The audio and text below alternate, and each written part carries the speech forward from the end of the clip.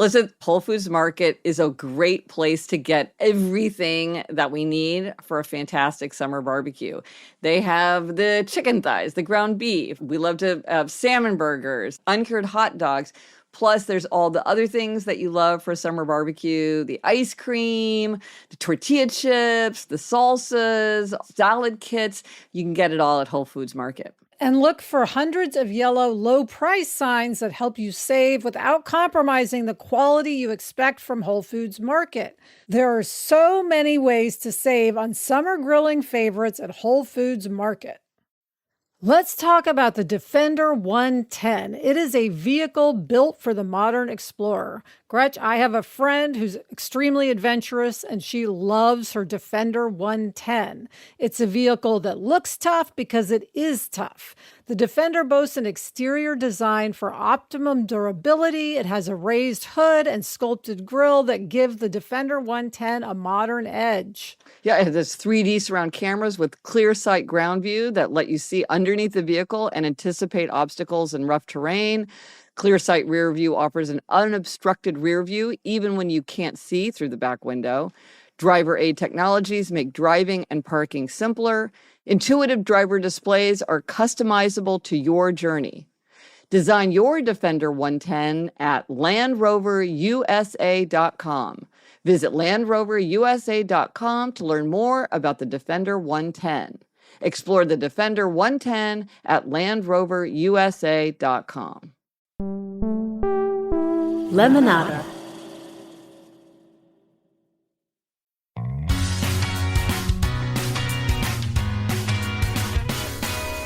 Hello and welcome to Happier, where we talk about cutting-edge science, ancient philosophy, lessons from pop culture, and our own experiences about how to make our lives happier. This week, we'll talk about why it's not a good idea to disparage something that's important to you, and we talk about why it can sometimes be a bad idea to wait until we feel ready. I'm Gretchen Rubin, a writer who studies happiness, good habits, human nature. I'm in my little home office in New York City, and joining me today from Los Angeles is my sister, Elizabeth Kraft, my sister, the Sage. That's me, Elizabeth Kraft, a TV writer and producer living in LA. And Gretch, when we started this podcast 10 years ago, we definitely did not feel ready, but we did it anyway. We did not feel ready. That's a great example. But before we jump in, first, a few updates. Stacy says, loved your idea of coming up with our own summer of. Of course, I've listened to you, Gretchen, talk about your summer of Proust, etc. over the years, but for some reason, it never occurred to me to plan my own summer. I'm going to have a summer of bicycling. I have recently rediscovered riding my bike at age 58, and I just invested in getting it fixed up, a new lock, and other accessories. Riding my bike gives me immense joy, and I want more joy in my life. My partner recently got laid off from his job, which isn't entirely a bad thing. I suggested he come up with a summer of, and he immediately said, summer of catching up. He co-owns a business and is behind on lots of tasks there, and being a car guy, he has 3 cars that need work to get them back up and running. He's been juggling a lot, and now with his days free, he's looking forward to getting caught up on everything this summer. I love both of those ideas. They both sound like it's going to give them like a summer of great satisfaction. Yes. And we got an interesting response from a listener to our question of, do you love to feed? Like some people just love to feed. They love to serve people. They love to dole out second helpings. And Abigail had an interesting response. Yeah, she said, I'm a longtime listener, like years and years, and an American citizen living in Japan. Our teenagers are still at home and study via a distance learning program, so they're home a lot. My husband also works from home, so I'm in constant feeding mode. I love flavors and recipe development. I also cook sometimes for Sunday lunch for everyone at church, and if friends are sick or have an emergency, I cook and take meals to them. We have groups of friends round for home-cooked meals and board game nights too. After our boys leave home, I'm sure I'll miss feeding them, even though honestly, I do sometimes grumble about it. It's not always a soft bed of mashed potatoes. So your episode about open doors and feeding got me thinking. I bet I will reach further afield after I'm not in the kitchen so much. Our city in Japan does not have a food bank, but it needs one. There's an idea, and or a soup kitchen.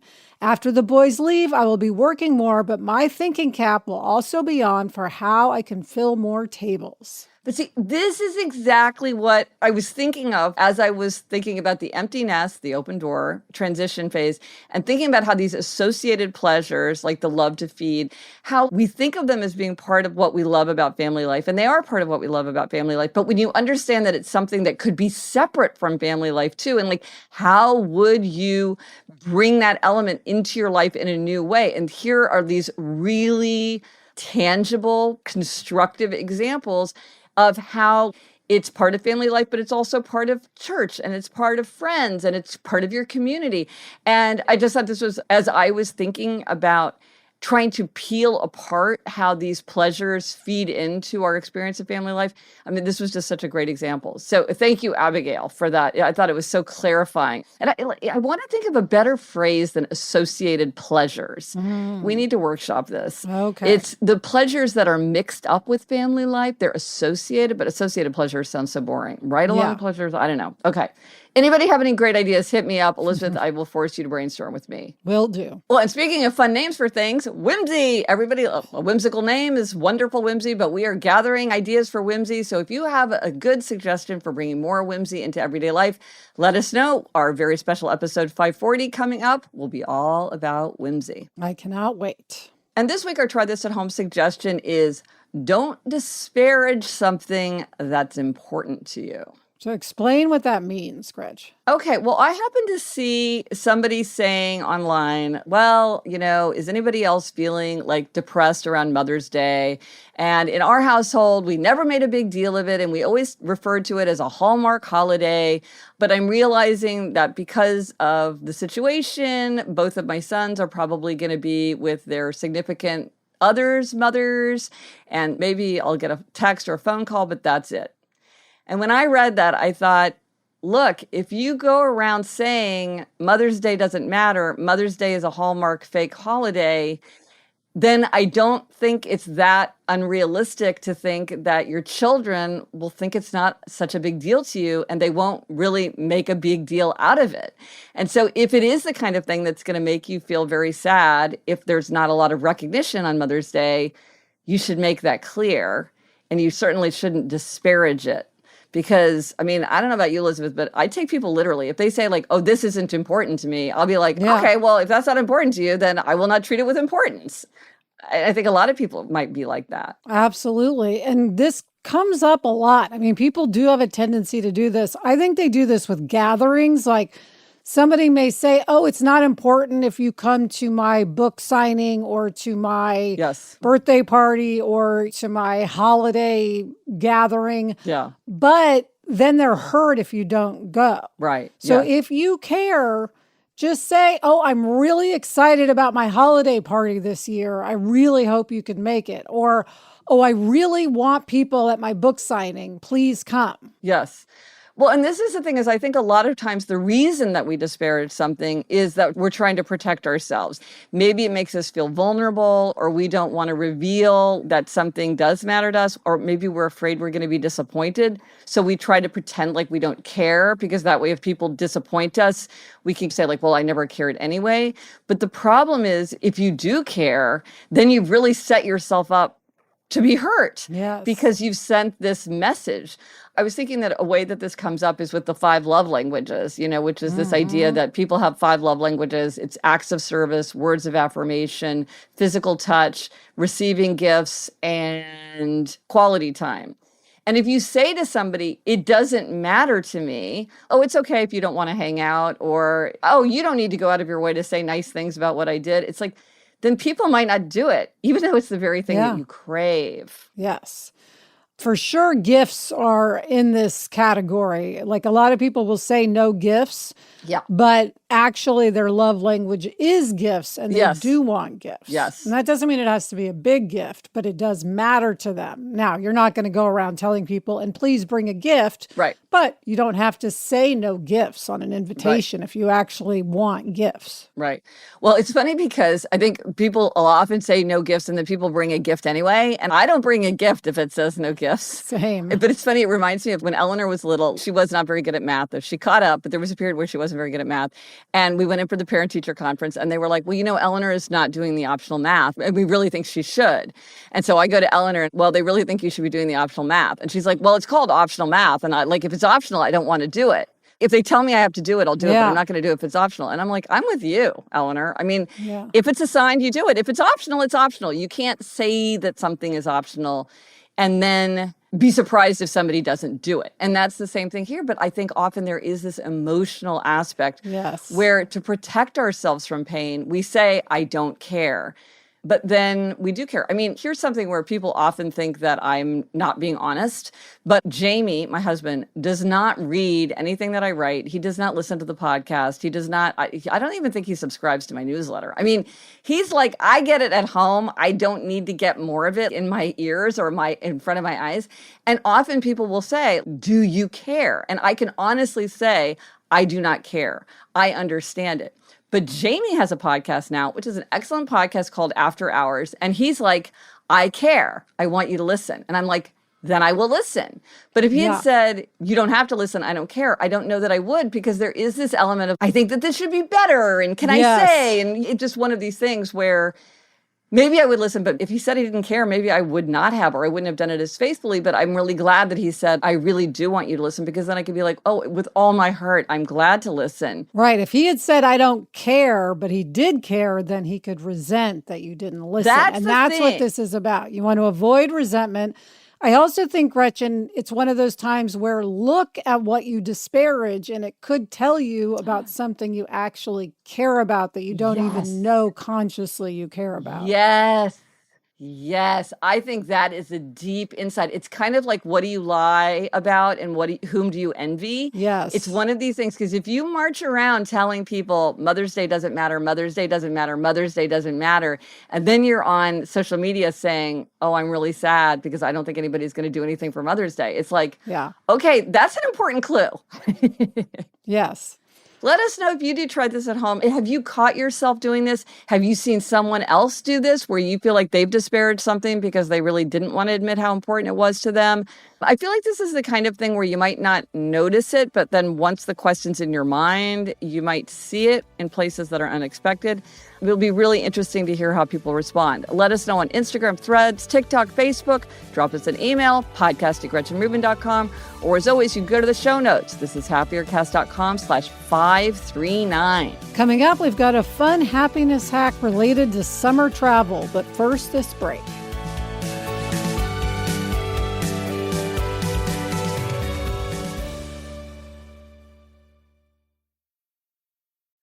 Gretch, let's talk about Wayfair and how amazing it is. You know, Adam and I love our backyard. We've spent a lot of time on it and in it.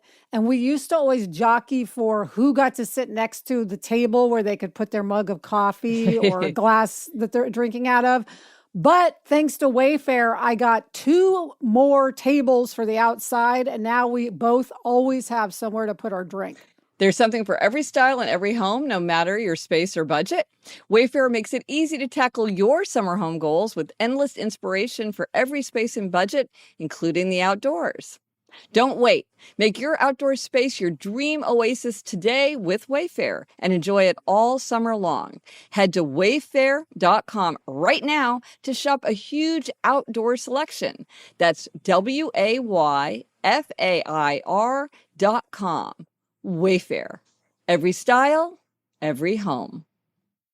Air quality is a huge topic in Los Angeles, especially since we had the recent fires. But it's not just the air outside, it's the air inside. Americans spend an average of 90% of their time indoors, but did you know indoor air can be up to 100 times more polluted than outdoor air?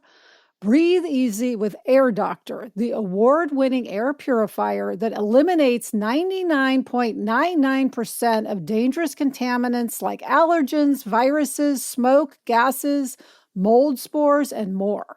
Head to airdoctorpro.com and use promo code HAPPIER to get up to $300 off today. Air Doctor comes with a 30-day money-back guarantee, plus a 3-year warranty and $84 value free. Get this exclusive podcast-only offer now at airdoctorpro.com. airdoctorpro.com using promo code HAPPIER. Okay, we are back with this week's happiness hack. And Gretchen, we came across some fun ways to describe summer travels, some funny terms. Yeah, this came from a New York Times article, and I'll post a link to it in the show notes if anybody wants to read it. But I just thought that these were so fun and shed new lights on travel. So one is a detour destination, and this is when you go to someplace that's less well-known or less crowded than the traditional tourist hotspots. And so maybe you're going straight there to your detour destination, or you're adding it as a side trip. I often think about this, like if you're in your own country, like in the United States, there are all these little places that people love to go. But if you're in another country, you kind of only know the most prominent ones. But if you do a little bit of digging, you can find other really, really fun places to visit. So I love the idea of heading for a detour destination. Gretchen, I feel like when we were in England last summer, our guy Jeremy would take the group to detour destinations. Exactly. Several times. Exactly. Like we hit London ourselves, but we wouldn't have gone to a lot of the places that we went with him. Then there's townsizing. Yes. Vacation is townsized if instead of big city buzz, you opt for small town vibes and easygoing destinations. Now, this reminds me of the recent tourist campaign that Oslo did. And if you want to hear my Little Happier episode where I write about the Oslo tourist campaign, I will put that in the show notes.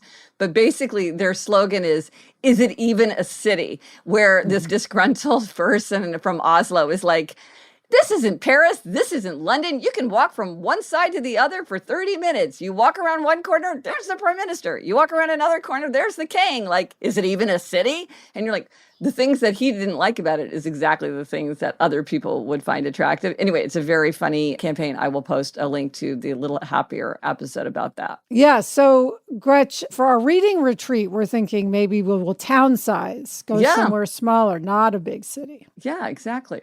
Live tourism. This refers to the increase in the number of people who are booking trips around live events. And I think there is a greater awareness that often experiences make people happier than stuff. And one way that you have an experience is you go somewhere for something. Maybe it's the Taylor Swift Eras Tour, or it's going to see the eclipse. Or I had a friend who went to Indianapolis. He went to the Indy 500 in the day, and then that night he went to an NBA playoff game. And that was definitely live tourism because he was going there for the events that were happening there, not for the city itself. That's so fun. A lot of people, I think, do this with baseball stadiums. They set a goal to visit like every baseball stadium, and that directs their travel. Yes, exactly. And then it's just fun to be there too. Yeah. And Gretch, then there's JOMO travel. So we all know what FOMO is, which is fear of missing out. Yeah. But JOMO is the joy of missing out. And that's when you're like, okay, on this vacation, I just want to prioritize relaxing and not having my phone and not knowing what's going on. Yes. No, I think that that's becoming increasingly enticing to people as well. So I think I love a new term for something. And I also think like this can give you a way of thinking about what you might ask from your travels and your vacation in a different way. So I thought those were really useful. Love it. And now for a secret of adulthood. Now, last episode, we talked about the secret of adulthood. Do you need more time, or do you need to make a decision in the context of what's the stuff in your storage unit? Do you need more time with that stuff, or do you just really need to decide like, okay, what am I going to do with this stuff? Let me get out of my storage unit. But there's another way that this comes up, because a lot of these secrets of adulthood have multiple meanings, or you could apply them in multiple contexts. And I think the way I also think of this secret of adulthood is the myth of being ready.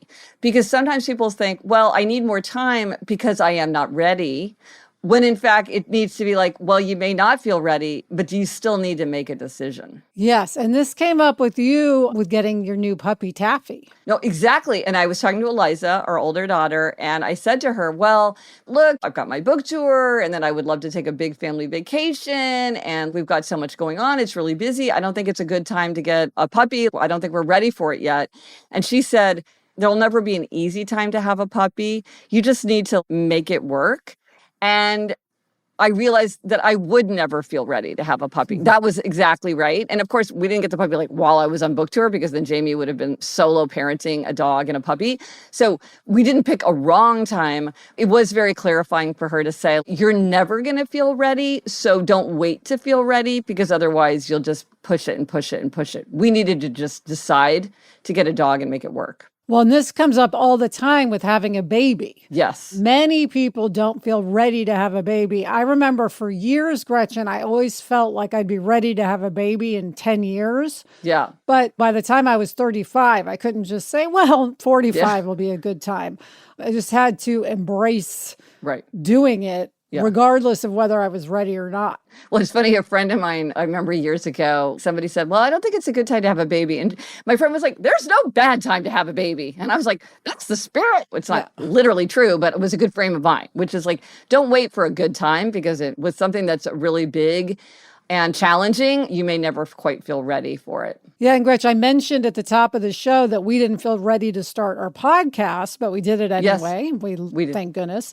Yes. And Sarah and I, my writing partner and I, co-host of Happier in Hollywood, recently went through this with our Substack. So now we have a Substack newsletter called Happier in Hollywood.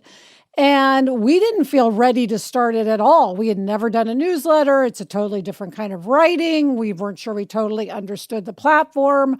But Sarah said, like, we just can't wait. We have to just do it, whether we're ready or not.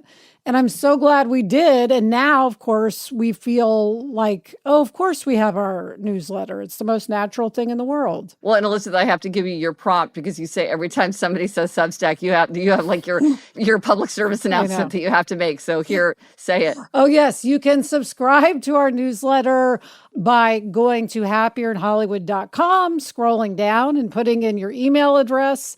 Or, of course, you can subscribe on Substack to Happier in Hollywood. Well, and I have one too now called Secrets of Adulthood on Substack. And one of the reasons that I was inspired to start it, because the two of you did it. And so sometimes the readiness comes from like, if they can do it, maybe I can do it. And so even though I didn't feel ready, I was sort of like, well, you could just take the leap and say, okay, a lot of people do this. I can give it a try too. Yeah. Now, this comes up with the open door sometimes, because somebody was saying to me like, well, we've got the house that our children grew up in, and I'm thinking that I would want to downsize and have a house that's easier to manage. And I actually found a house that was exactly what I would envision for myself, but I just don't feel ready yet to leave the house where my children spent their childhoods.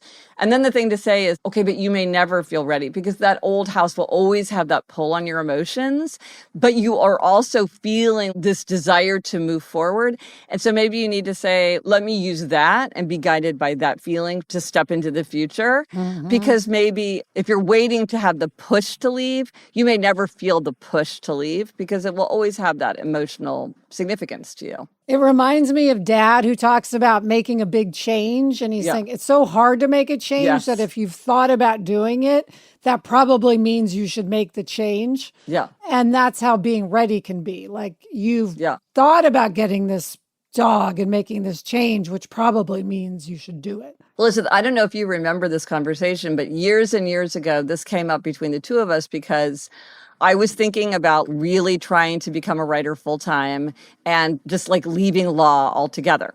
And I had been working on my book, what became my first book, on the side in my free time. But it was like, okay, am I really going to sort of wholeheartedly go for it? And I was debating that.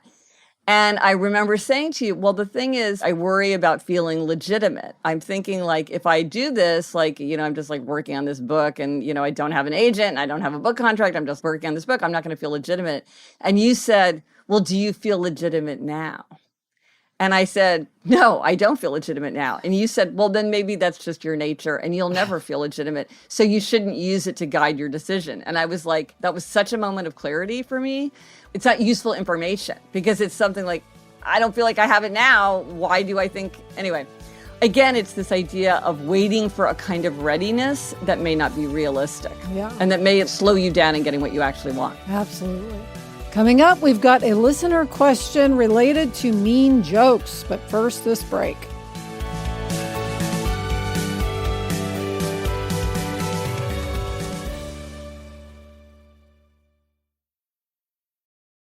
Hey, Julia Louis-Dreyfus here. If you listen to me on my Wiser Than Me podcast, you probably already know that I'm an investor and an evangelist for the Mill Food Recycler. There are a lot of reasons to love Mill, but for me, it's all about the impact. Keeping food out of the garbage is one of the most powerful things we can do to help the planet every single day. We're talking banana peels, carrot tops, old takeout. When that stuff heads to the landfill, it becomes a huge driver of climate change. If you already compost, great. But of course, there's the smell, the flies, the running to the curb every day with a little leaking compost bag made of cornstarch.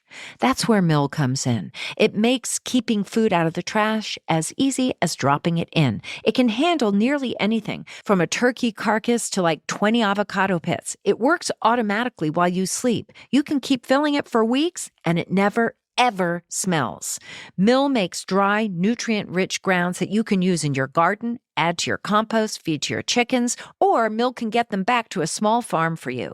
But you kind of have to live with Mill to really get it, and that's why they offer a risk-free trial. Go to mill.com/wiser for an exclusive offer. Let's talk about the Defender 110. It is a vehicle built for the modern explorer. Gretch, I have a friend who's extremely adventurous, and she loves her Defender 110. It's a vehicle that looks tough because it is tough. The Defender boasts an exterior design for optimum durability. It has a raised hood and sculpted grille that give the Defender 110 a modern edge. Yeah, it has 3D surround cameras with clear sight ground view that let you see underneath the vehicle and anticipate obstacles in rough terrain. Clear sight rear view offers an unobstructed rear view even when you can't see through the back window. Driver aid technologies make driving and parking simpler. Intuitive driver displays are customizable to your journey. Design your Defender 110 at LandRoverUSA.com. Visit LandRoverUSA.com to learn more about the Defender 110. Explore the Defender 110 at LandRoverUSA.com.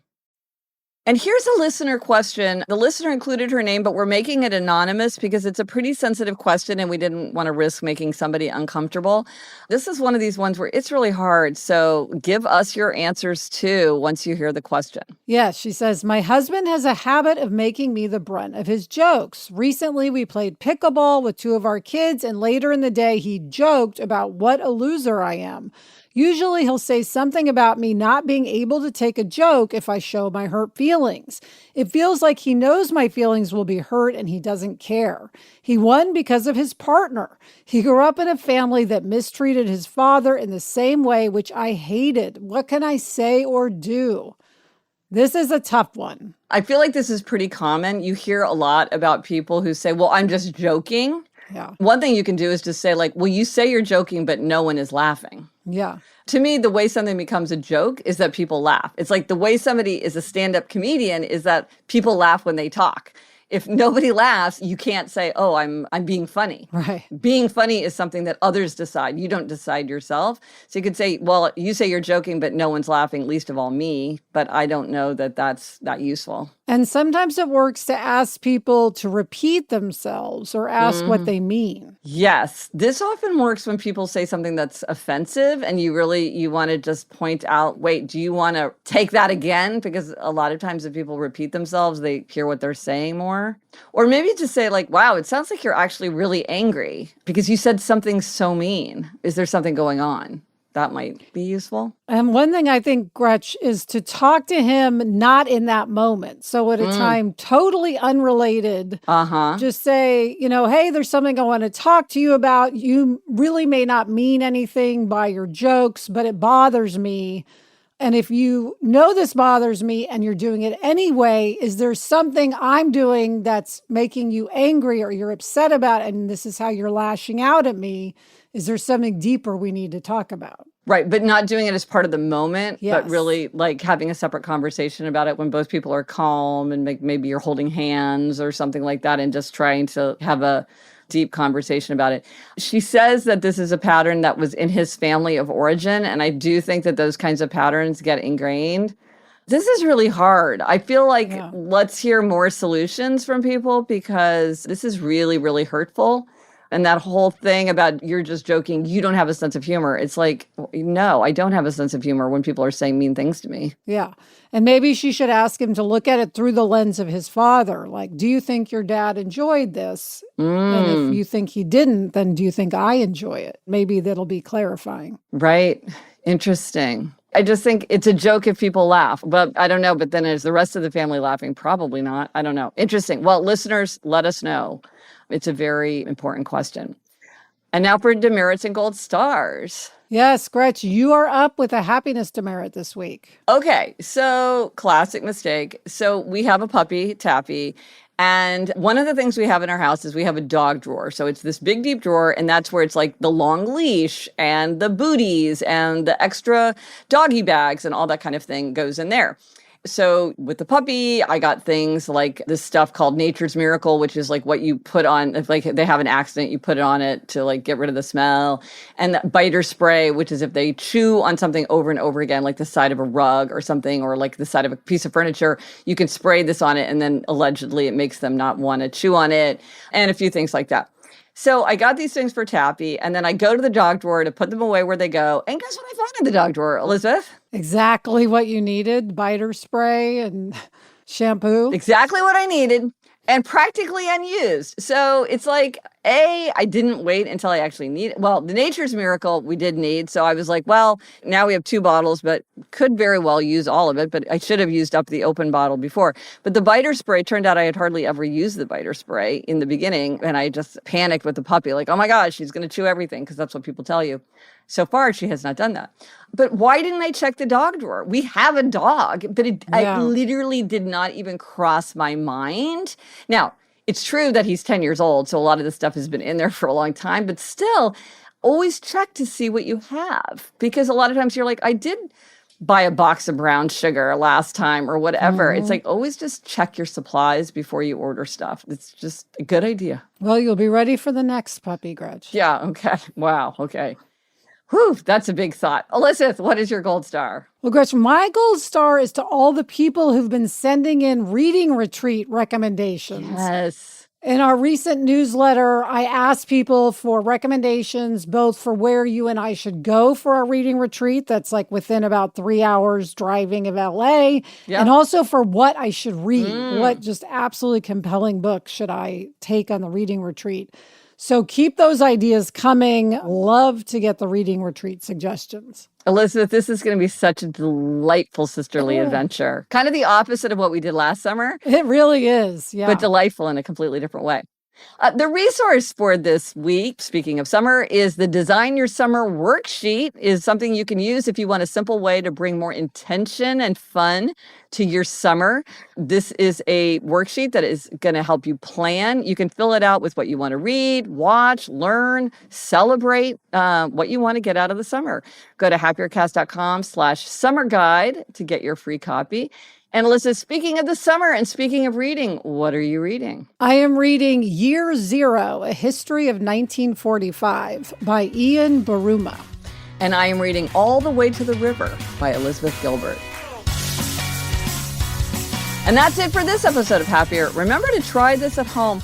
Don't disparage something if it's actually important to you. Let us know if you've done it and if it worked for you. Thank you to our executive producer, Chuck Reed, and everyone at Lemonada. And here's your rhyming reminder, and this really matters to us. It's true. We really, really do appreciate it. If you liked what you heard, you spread the word. Until next week, I'm Elizabeth Kraft. And I'm Gretchen Rubin. Thanks for joining us. Onward and upward.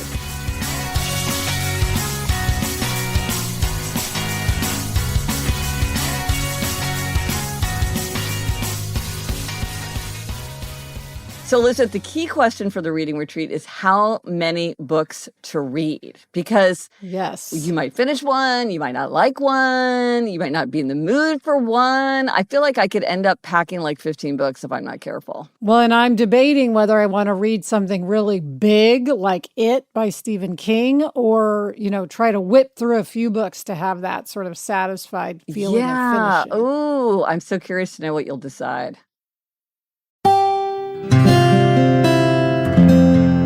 From the Onward Project.